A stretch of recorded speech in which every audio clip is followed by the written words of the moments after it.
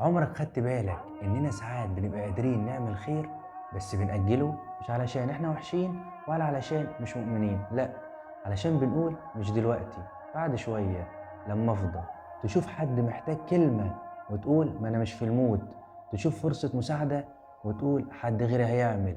تحس إنك ممكن تقول دعاء بس تقول ربنا فاهم قلبي. والغريب إن الخير ده بالذات هو أكتر حاجة بتخفف عنك مش عن غيرك. ربنا مش محتاج خيرك، انت اللي محتاجه. محتاج تحس ان قلبك لسه صاحي، انك لسه انسان، لسه بتختار الصح حتى وانت تعبان. يمكن الخير اللي كسلت تعمله كان سبب يغير يومك او يطمن قلب حد او حتى يقربك خطوة من ربنا. فلو لسه قدامك فرصة تعمل حاجة حلوة حتى لو صغيرة ما تأجلهاش. يمكن دي اللحظة اللي ربنا كان مستنيك فيها. ما تنساش تصلي على النبي. سلام.